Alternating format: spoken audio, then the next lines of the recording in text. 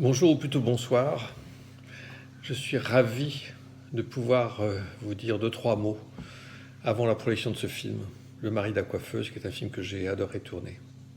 Souvent, quand on repense aux films que l'on fait, quand ils sont terminés, on se demande mais quelle mouche m'a piqué de faire ce film-là? Où est la petite graine de départ qui a donné naissance à ce film? Moi, en remontant le temps, je me souviens que dans mon quartier à Montparnasse, il y avait un salon de coiffure qui s'appelait Isidore et dans lequel il y avait une assez belle coiffeuse, une femme de 40-50 ans, belle femme. Et son salon de coiffure était tout le temps vide. Et j'ai commencé, à force de passer devant son salon, j'ai commencé à rêvasser autour d'un projet, peut-être, d'un film, une coiffeuse, un salon. Mais je ne savais pas grand-chose. Un jour, un producteur de films, Thierry Deganet, qui était un producteur de films publicitaires, pour lequel j'ai fait beaucoup de films publicitaires, a voulu déjeuner avec moi parce qu'il m'a dit voilà, on déjeune ensemble, Patrice, parce que je voudrais produire un long métrage. Et je voudrais que ce premier long métrage que je vais produire soit un film de toi. Qu'est-ce que tu as en tête? Qu'est-ce que tu as comme projet?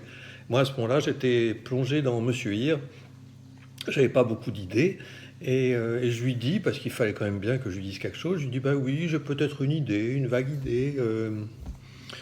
Ce serait l'histoire d'un petit garçon qui s'appelle Antoine et qui aime bien avoir les cheveux courts, donc il va souvent chez le coiffeur, parce que le coiffeur est une coiffeuse, et puis que c'est une belle femme, sensuelle.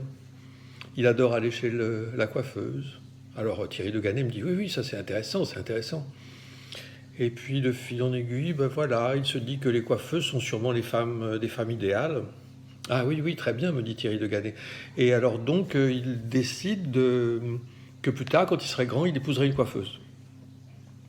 Alors Thierry Deganet me dit oui, oui, et quoi d'autre? Ben, plus tard, quand il est adulte, il épouse une coiffeuse. Bon, et qu'est-ce qui se passe? Eh ben rien, ils sont heureux.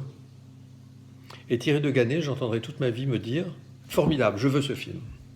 Ce qui prouve à quel point il était aventurier du cinéma, parce que sur des bribes pareilles, te dire je produis ce film, c'était quand même assez culotté. Mais c'était un type assez culotté. Et donc, après ce déjeuner, je me suis retrouvé avenue Georges V, puisque c'était avenue Georges V. Je me suis retrouvé avenue Georges V, sur le trottoir, en train de me dire, mais je suis un escroc, qu'est-ce que j'ai raconté à Thierry Deganet? Enfin, comment? Mais ça m'a poussé au cul, pardon pour l'expression, parce que ça m'a obligé à tenir ma promesse et à réfléchir d'une manière plus approfondie à ce film, à ce projet de film. J'ai j'ai contacté Claude Klotz, Patrick Cauvin, qui est un ami romancier, et je lui ai dit voilà, Claude Klotz c'est Cauvin parce il s'appelle Claude Klotz, mais il est plus connu sous le nom de Patrick Cauvin. Enfin bref, peu importe. Je déjeune avec lui, je lui raconte les quelques bribes qui me trottaient en tête. Il saute là-dessus, il me dit j'adore les salons de coiffure, l'odeur du pétrolane, l'eau de Cologne, tout ça. Oui, on va faire quelque chose. Et on a écrit ce scénario à quatre mains, enfin plutôt à deux mains, la mienne et la sienne, en faisant des allers-retours. Il a complété des choses auxquelles je ne pensais pas. Moi, j'allais plus dans une direction sentimentale. Enfin bref, le film est né comme ça, le scénario en tout cas. Après, il a été question de faire des repérages parce qu'il fallait tourner essentiellement dans un salon de coiffure. Donc on a été en repérage du côté d'Arcachon. Je ne sais pas pourquoi Arcachon, mais enfin c'était comme ça. Et puis on cherchait une petite rue. Et puis avec, non pas un salon de coiffure, mais une boutique vide, un bail à louer, une boutique qu'on aurait pu aménager en salon de coiffure, mais on ne trouvait pas. Et Yvan Mossian, mon fidèle bras droit et bras gauche, décorateur tellement talentueux, me dit, mais pourquoi est-ce qu'on tourne au décor naturel? On va tourner en studio, on va faire des rues, un salon de coiffure et tout ça. On est rentré à Paris, je dis à Thierry Deganet, on va pas tourner en décor naturel, on va tourner en studio.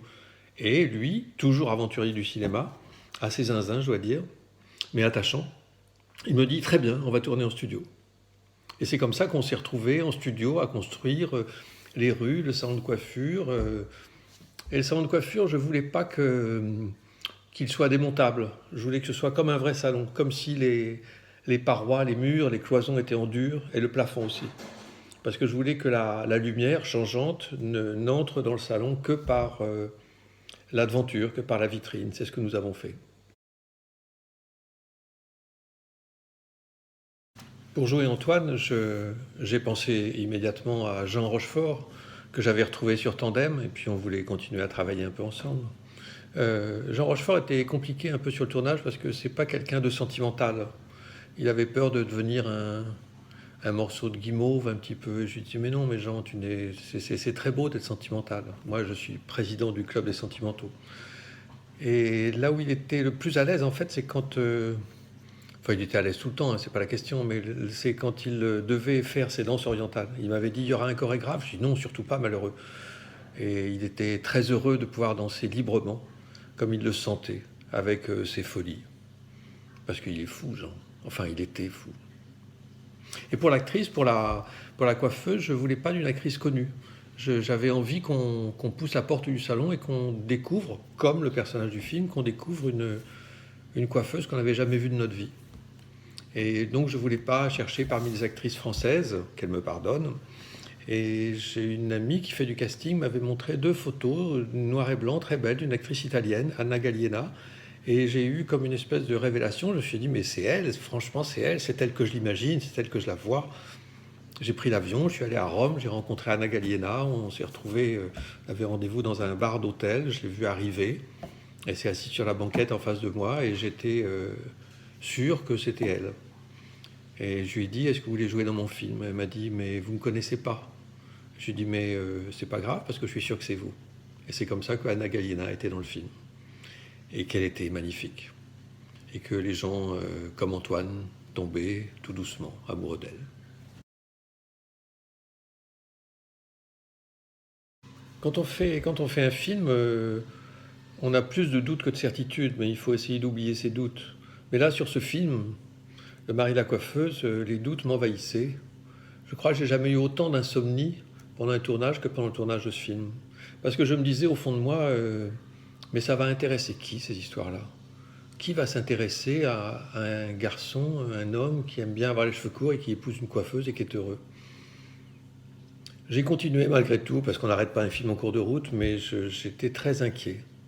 Et il se trouve que c'est peut-être de tous les films que j'ai faits, celui qui a eu enfin je vais me la péter 2 secondes, mais c'est celui qui a eu la carrière internationale la plus forte, la plus enrichissante, parce qu'on me parle du mari de la coiffeuse au Japon, en Allemagne, en Italie, en Espagne par exemple, à Madrid, il est resté 1 an à l'affiche, et j'ai été invité pour souffler la bougie du 1 an du mari de la coiffeuse dans une salle à Madrid. Et c'est curieux parce que ce film, je me suis rendu compte que ça touchait beaucoup les femmes qui souvent adoreraient être aimées autant que Mathilde dans le film. Mais ça touche aussi les hommes qui adoreraient être aussi joliment amoureux que Antoine. À l'arrivée, le film, il est comme il est. Il ressemble à ce que je voulais faire.